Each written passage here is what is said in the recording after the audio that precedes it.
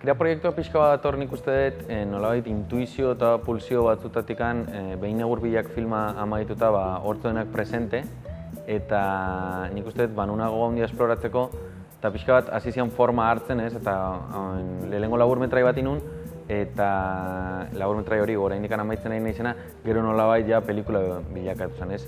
Zeon nahi handi bat edo sentitzen un pulsio handi bat, gauaren inguruan nolabait aztertzeko, gaua miatzeko, gau amaigabe baten sartzeko, ez? Nolabait ideia hori beti ontzan presente, ni oroitzen naiz azkenengo film guztitan beti zeola idea hori pelikulak gero eta ilunagoak izateko, ez?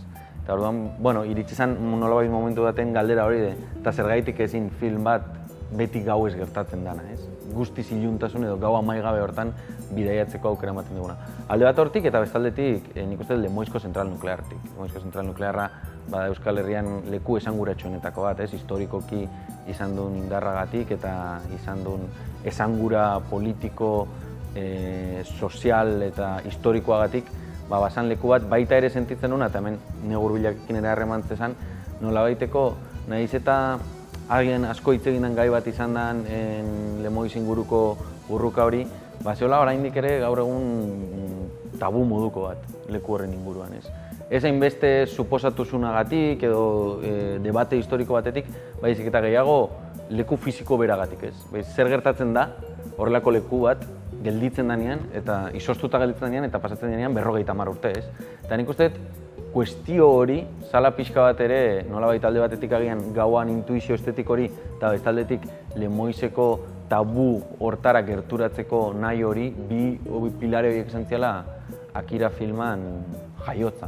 Nik uste dut, nik behintzat beti sinistu izan dutela prozesu kreatiboak irekiak eta malgoak izan behar dutela, ez? Orduan, agian beste film produkzio batzun desberdintasunean, non gidoi bat idazten den eta gidoi hori egiten den, ideia batetik datorrena, nik beti sinistu izan dut intuizio batetik abiatu eta intuizio hori nolabait kutsatzen jundadin edo nolabait biltzen jundadin horren inguruan sortzen dian hainbat gai. Georgiako ideia sortu zen Lemoizen ingenuen lehenengo gerturatze batetik, ez? Hor sortu zen ideia moduko bat, zeola ofizio bat, agian Lemoiz habitatzeko posibilitate bat ematezuna, zana txatar biltzaileen ofizio hau, ezta? Zer funtziozun leku horrek 50 urte eta gero, ze baliozun. Eta orduan, balio hortatik, hasi ginen txatar biltzaileen mundu honetan sartzen, eta ezagutu genuen historia bat, pertsona batena Euskal Herritik oso gazte Georgiara juntzana txatar biltze mundu hortan sartzea, ez? Eta orduan horretik, ari hori tiraka, esan genuen, agian hor badao konexio politu bat, ez? Georgia ezagutze genuen, ez agian sakontasun maila hundian, baina bai entzuna genuen beti zeola oi hartzun moduko hori, Euskaldunen antzekoak ziala, alde bata bestean gandik etorriko tezan, eta holako teoria moduko batzuk, eta orduan, iruditzen ari hori interesgarria zela, eta planteatu genuen bidaia bat posible zana Euskal Herritik eta Lemoiz abia puntu erabiltzetik Georgiara iritsi zitekena eta bi georgiar protagonista izango zitunak, ez? Prozesuak aldatu du hori ere, baina pelikulak beti izan du, agian 3. pilareetako bat, ez?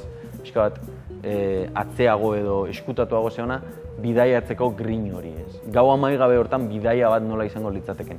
Eta oraintxe bertan road movie bat izango dan edo ez dakiten arren, nik uste dut pelikulak badula bidaia bat, eta Euskal Herria iritsiera edo hasiera puntutik barkatu, eta Georgia iritsiera puntura hori mantenduko da pelikulan. Hasteko eta behin, nolabait nire aurre iritziekin konfrontazio bat.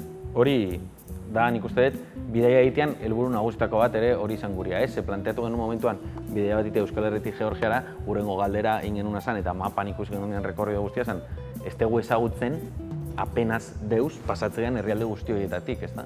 Orduan modu bakarra zen hori hausteko, eta zen bertaratzea, ez?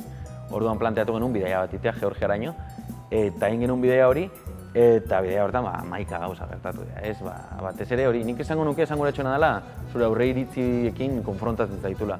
Ze beti sortzen duzu ezagutzen ez dezun horrekiko irudi bat, eta irudi hori beti dago lotuta aurre iritziei, entzun dituzun gauzei ez dianak benetazkoak, eta orduan ikusi ditugu leku pila bat, eta agian interesgarriena eta gero eta indar gehien hartzen nahi dena, da topatu ditugula Lemoiz bezalako beste hainbat leku. eta hori oso izanguratxoa izan da.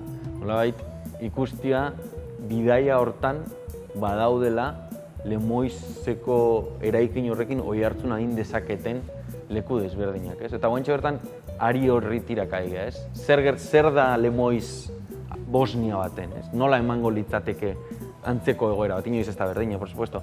Baina orduan iritzait, bai, aurre iritzei kontra ite hortan oso polita izan dela, ezagutu dugulako jende pila bat, ezagutu ditugulako leku pila bat, hizkuntza desberdin pila baten inguruan bidaiatu dela. Eta filmak bere hortan ere badu bidaia hori, ez? Bidaia ez da bakarrik fizikoa, bidaia da kulturala, historikoa, industriala ere, ez da? Eta orduan, bueno, pixkat, guzti hori antolatzen, ze herrialde asko dira, hizkuntza asko dira, kultura asko dira, historia asko dira, eta orduan ikusi nola errealitate, nik uste interesgarria izan dela, errealitate txiki batzuk topatu ditugula, ez? Eta azkenean, errealitate horietara iriste zenean, pertsona horietara iriste zenean, egunerokotasun xume, simple eta normal, ez? Hortara iriste zenean, hor pixka bat aurre iritzi guztiak erortzen dira, ez? Eta topatzen dituzu munduan zehar bere partikularidadiekin eta bere zehaztasunekin, baina historia desberdinak, errealitate desberdinetan kokatu denak, eta bantxo bertan bideo hori harakatzen ari da pixka bat. Pila bat, goitik bera. Eta nik uste dut, hola beharko lukela, ez? Hola beharko lukela prozesuak, sortze prozesuak eraldatu behar dutela momentu oro filma, ez? Nik ez dakit, ez nuke jakingo, ez bakarrik sinisten ez detelako, baizik eta ez nukelako jakingo film bat iten, gidoi bat idazten dutena eta gero gidoi hori ejekutatzen edo errealizatzen dana, ez? Nik uste dut filma izan behar dela, prozesua izan behar dela, permeablea gertatzen dan eta bizitzen duen hortara, eta guzti hori saiatu behar dela bezarkatzen eta guzti horrekin transformatzen. Eta pixkat lan hortan nahi ez da oso lan arraixa. Pelikulan ehuneko zati handiena Europan barrena izango da, ez? Orduan beti komentatu du, pelikulak badula lotura handia Europarekin eta nik uste oso garrantzitsua dela beste herrialde batzuetan grabatzen badeu, beste herrialdetako produkzio-etxeak, beste herrialdetako jendea, teknikariak eta bar ezagutzea eta sortzaileak inkluso kolaborazio hori benetakoa izateko, ez? Azken finean guk ere kontziente izan bergea bagoazela herrialde batea ezagutzen ez deguna edo guztiz bertan bizi ez geana eta bar. Eta uste dut zentzu hortan ezinbestekoa dela nolabait bertako norbaitekin elkarlana egitea. Georgian badakau eta antzeman deu desberdintasuna ere. Ze Georgiara iritsi ginean, ja bazeon lan bat indaurretik, produkzio etxe batekin elkartuta gaude. Orduan nolabait, nik uste dut kolaborazio hori oso naturala dela, eta batzutan koprodukzioak ematen dira oso modu ez naturalean, eta horrek zailtzen ditu ere pelikulen produkzioak, baina nik uste dut koprodukzio bat eman behar baldin bada modu naturalean eta arrazoi bategatik eta pelikularen alde, eta ez produkzioen ekonomien alde, pelikularen alde baldin bada onuragarria izan daitekela. Kinka hori beti existituko da, ez? Ze produkzio etxeak naturaltasun enpresarian enean beti saiatuko dira nolabait alde ekonomiko hori edo proiektuan viabilidade hori begiratzen, ezta?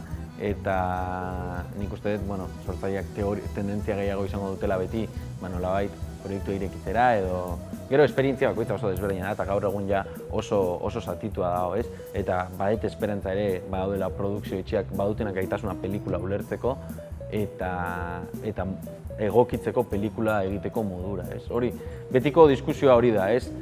Zeinek markatzen du pelikula bat nola egiten den? Produkzioaren denborak eta industriaren eta pelikula bat finantziatzearen denborak edo pelikulak berak izan beharko lituzken denborak, ez? Eta orduan hor, erdipuntu bat topatzea ezinbestekoa da bi aldiak babesteko. Pelikula egia berri dazten goitik bera, bidaiak eraldatu du pelikula, eta orduan ezinbestekoa da pelikula egokitzea eta pelikula berritzea bizitakoari eta nolabait pelikularen aterkipean gordetzea ezagutu ditugun leku horiek, ikusi ditugun persona horiek, errealitate horiek pixka bat fikzionalizatzea ere, eta pixka bat hortan gabiltza, pelikulan berri dazketa sakon hortan. Eta oso prozesu polita da, oso nekagarria da ere, ze momentu oro erizia pelikula aldatzen, orduan beti da galdera hori noiz arte edo zein da muga edo zerrekin geldituko nahi, ja hau da pelikula, ez? Nik uste ez daula erantzun zuzenik horrez, beti saiatu bertzea jarraitzen eta topatzen zure erdipuntua zein den edo zure muga zein den, ez? Espero dut, sentitzeten buruko mina jutia lehen eta nolabait sentitzia ja bidaiak eraldatu dela pelikula eta pelikula berri baten aurrean gaudela, ez? Beti esaten dugu Akira Reborn, Akira 2.0 horre aurrian topatzia ja, nolabait hortik sortzen hasteko ere, ze iritzait guentxe bertan hori ari gala nolabait pelikulan oinarriak aldatzen. beti ongo gea pelikulan oinarriak aldatzen, pues zentzu baten bai, baina espero dut zerbait gelditzea ez eta goraka sortu alizatia ere eta eraiki alizatia pelikula beste esparru bat. Beti dago nolabaiteko kuestio hau ez, azkenean askotan mugatzen dela ia ze festivaletan estreinatzen desun eta festival horrek ze ospedun. Ni badet sentsazioa eta gero eta gehiago pelikulak topatu behar duela bere bidia, ez? Eta bere leku hori baldin bada jaialdi internazional baten, proiekzio handia duna eta jende asko gerturatu daitekena leku hortara, pelikulantzat hobe izango da eta guretzat ere hobe izango da. Baina ez badu topatzen leku hori eta topatzen badu jaialdi asko txikiago bat, non badagon zinema egiteko beste ikuspegi bat eta gerturatuko den jendia askoz modu zintzoagoan gerturatuko bada, nahiz eta askoz txikiagoa izan, hori izango da bere lekua, ez? Eta orduan nik uste dut hor, pixka bat festivalen estreinaldian neurosi hori gelditzea ezinbestekoa dela, nahiz eta asko kostatzen den, ze azkenean zure etorkizuna eta nolabait zure profesioa jokoan dago, pixka bat gelditu behar dela eta saiatu behar dela pelikulak pentsatzen pelikulatik eta ez gero izango duten bide hortatik. Akira da Euskal Herriko inguru baten akabera esateko modu bat. Eta orduan kuriosoa da, ze azken pelikula egiten eginala, herritar batek, pelikulako aktore esan herritar batek, deitu nindun proposatuz Akira aldatu nahi zuela, ez filmaren Akira. Eta beti amaiera horri buruz, akabera amaiera, horri buruz hizketan jardun ginen denbora askoz. Eta nik esan ez nuen ulertzen Akira hitzak zer esan nahi zuen, eta gero oso polita iruditu zitzaiten nola posibilitate hori, ez? Euskal hitz bat izateko, baina aldi berean, bueno, galdera bat sortzen duna, ez? Nondik datorren hitz hori, uste dut badula hor puntu polit bat. Filmak ere espero detelako amaieraren ideiakin zerikusi bat eukitzia modu batera, ez? Modu batera dialogatzea, amaieran galdera horrekin gauaren amaigabetasun hortan elkartzen dira kontzeptuek, eta nik uste dut gaur egun beti gaudela nolabait munduaren amaieran ideia horren pean bizitzen, ez? Eta uste dut filmak ere, amaitutako industria horiek, ez? Badula oi hartzun pila bat, eta hor pixka bat lotzen diala edo biltzen diala kontzeptu horren azpian pelikulan ideia asko. Izan da, timing oso egoki bat egia esan da, ze bidai hori eta gero, zeuden gauz asko prozesatzeko, jarraitzen dutenak, eta orduan bat-batien izan da, iritsi bidai intenso hori, jende pila bat, leku pila bat, ez genuen lo egiten gau baten leku berdinean, ez? Orduan, zan bizi ritmo oso altu bat, ez? Eta bat-batien izan da, iritsi eta gelditu, ez? Eta orduan, geldiketa horrek, mosketa horrek, eman du aukera guzti hori, bidaien bizitutako guzti hori iristeko. Ze bidaian gindoa zela beti komentatzen genuen berdina. Ez dakagu denborarik prozesatzeko bizitzen ari gehan hori, ez da? Nik uste oso ondo etorri dela prozesatzeko eta eraldaketa hori asumitzen hasteko eta filma prozesuara nolabait ispiluratzeko edo gerturatzeko berriro. Oso polita izan da elkartzea, ze proiektuak ziren, eta hori gure artean ere komentatzen genuen, oso proiektu desberdinak. Hau da, bakoitza zetorren herrialde oso desberdin batetik, bakoitza zetorren proiektu oso desberdin batetik, historia oso desberdin batetik, adin desberdinak, pelikulak ere prozesu desberdinetan zuen, batzuk ja oso idatziak, bestiak oraindik hasteko momentuan. Orduan oso polita izan da, nolabait danok elkartzea eta danok partekatzea gure proiektuak, eta hor topatzea antzekotasunak eta desberdintasunak, ez? Beti gertatzen da bezala. Eta partekatu dugu, egon elkarrekin, eta esango nuke oso onuragarria eta oso aberazgarria izan dela, hainbeste denbora konpartitzea zinegile talde batekin. Behituko, gogo handi dakatko beritzekin elkartzeko, beha Georgiarra dalako, eta pelikula oso ezagunak ditulako, eta esan dezagun mundu sinematografikoan persona ezagun badalako, eta asko admiratzen dut bere askatasuna. Badu askatasun bat filmak egiteko momentuan, badu balentria bat, gaztelaniaz euskara ez dakit nozaten desparpajo bat, eta hori asko admiratzen dut, ez? Ze sentsazioa ematen dit, bizi gehala momentu baten non oso estrukturatua dauden ez bakarrik filmak, baizik eta prozesuak, estetikak, kanonak, eta uste dut Koberitzek askatasun eta errestasun batekin hausten ditula guzti horiek, eta kokatzen zaitula bere azken pelikula bezala Dry Leaf izenekoa 3 orduko pelikula baten aurrean, mobil batekin grabatua, non badan bidaia bat Georgia barrutik, ez? Eta orduan, hori hartzun asko daudela ematen dit sentsazioa. Espero eta aukera oso onak ekartzea pelikula egia esan da. Bueno, esan eta azkenean, zinema mundua, zinema industria ere bada, ez orduan alde hori ere nolabait beti pasatu behar den lekua da, eta alde hortan Donostiako zinemaldea erreferente bada mundu mailan, jendea biltzeko eta jendea ekartzeko. Eta espero topatzea jendea interesatu diezaiokena gure proiektua eta gure egiteko modua. Azkenean nik uste dut zinema jaialdiak zerbaitetarako balio badezakete pixka bat hortako dela, ez? Nolabait, inkietude edo impultso antzekoak dituzten pertsonak elkartzeko eta haien artean nolabait lan posibiliak sortzeko, ez? Edo nolabait kolaborazio posibiliak emateko etorkizun baten. Eta espero dut hori, topatzea norbait bat nahikoa litzateke interesatuta da ona, ez? Olako zerbait iten modu ontara, ze agian zinema jaialdi hori gabe ez litzateke posible persona horiek elkartzea, ez?